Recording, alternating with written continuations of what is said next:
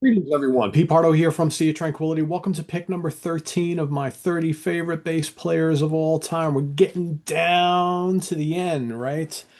Those upper echelon top favorite bass players of all time across all genres, right? Because we're picking from metal, rock, jazz, fusion, blues, prog, pop. Do they have bass players in classical? Maybe not. Folk, doesn't matter, right? Across all musical genres, our absolute favorite, the top 30, the granddaddies of all of them, right? Today, got a real special one. I'm sure a lot of you have been expecting this guy. I've seen many of you pick him already. He's a founding member of one of the great heavy metal bands of all time from the UK. Let's bring to the stage. I got to slide over because the pick I have is it's one of those long picks, wide ones. Here we go. Here he's coming. Ari himself, Mr. Steve Harris from Iron Maiden with that Fender Precision bass, right? Look at that. He's ready. He's ready to do battle. He's ready to slay the dragon. He's ready to slay Eddie. That's what he's looking to do, right? Of course, yeah, Steve Harris, founding member, bass player, songwriter, supreme from Iron Maiden, one of the all-time greats, one of the all-time metal greats, and a what a showman. I mean, this is a guy who never fails to put in an amazing performance. He's just not the guy who stands there and, we know a lot of great bass players who are amazing, but they just kind of stand there and do their thing. Not this guy. He is all over the stage. He's a force to be reckoned with, and he just puts on an amazing performance night after night after night. And a great songwriter. He's instrumental in writing a lot of the Iron Maiden songs and arranging them and whatnot. And his bass playing ain't too shabby either, right? So, picking out my three favorite albums featuring his bass playing was actually fairly easy here because to me, I really love his very upfront and nimble uh, bass playing on some of the early Iron Maiden records. Not that he's not doing great bass playing all throughout their catalog and more recently, he's always there. But I really like some of the cool stuff that he was doing, much, much more in a lead context, fairly early on. So that's gonna kind of influence a lot of my picks here. So for my first pick, I'm gonna go back to the first album. Of course, this one right here. Uh, Again, you got the dueling twin guitars.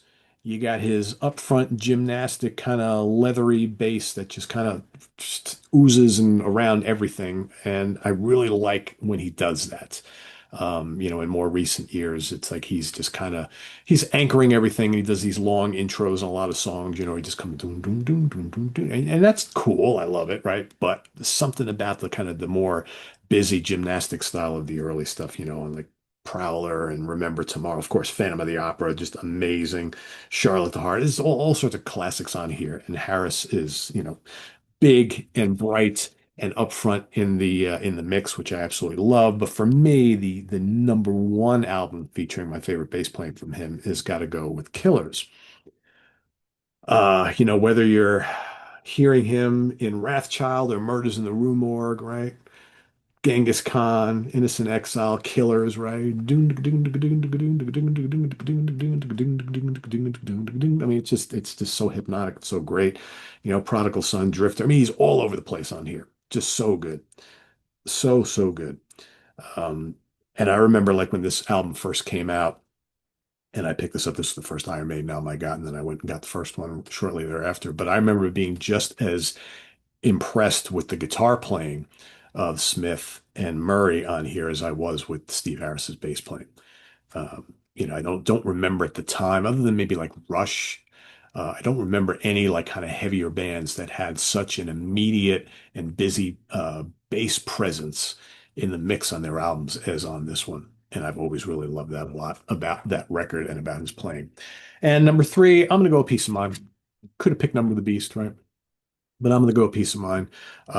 He's doing some great stuff on here. I think here is where he starts to begin a lot of that kind of like longer form experimental bass playing, doing intros and segues and things like that. Because of course you got the Tame of Land on here, and he's doing it on Revelations as well, and Still Life certainly. But then you got the big busy heavy Rampage and stuff like the Trooper and Where Eagles Dare, of course, Flight of Icarus, right? So good. An amazing bass tone too, always on record, and especially like in the Martin Birch days, but it's even still today.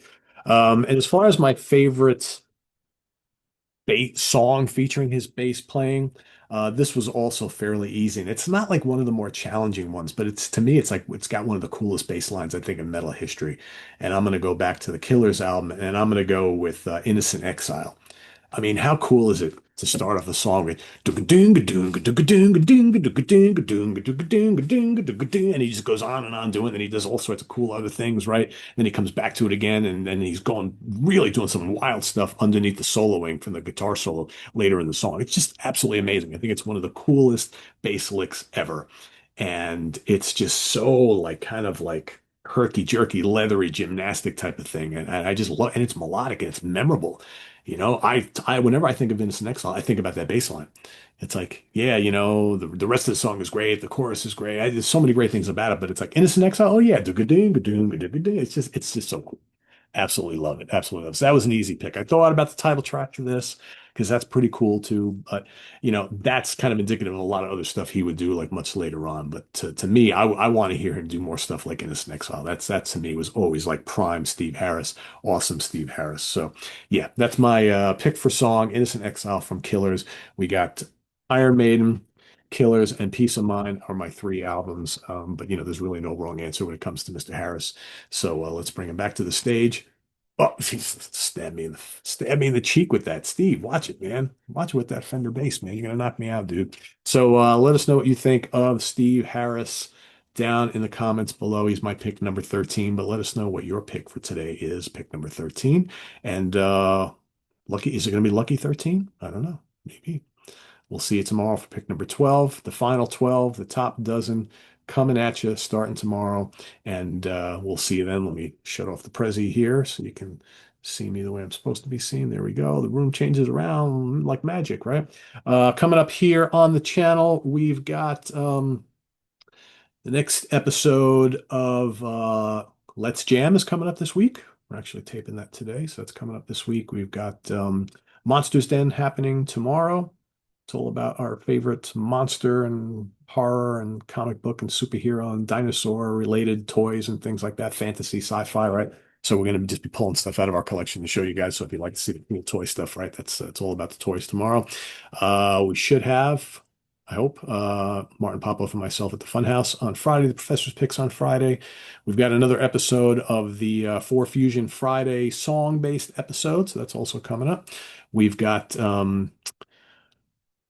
Jamie Lazo and the Review Crew happening on Saturday, and then Grant Arthur and myself will be ranking the albums of T-Rex, great UK glam act, on Sunday. So it's all happening this weekend. So stay tuned for that and more. I am Pete Pardo. We'll see you real soon. Visit us on the web at www.seatranquility.org. We're on Facebook. We're on YouTube all together all the damn time. Please subscribe if you haven't already and click on that notification bell so you get alert of all of our content as a post. And please do hit the like button before you leave. Also down below, we got the links to our Ko-Fi page for channel donations, our merch page, our Cameo page, and the Sea of Tranquility membership options all down below. Thanks in advance for all your support. It's greatly appreciated. And we'll see you tomorrow morning for pick number 12. Start getting your keyboard player list ready because that's coming up next month, starting on August 1st, July 1st, which is August. Pete, you forgot July. No, starting July 1st, which is right around the corner.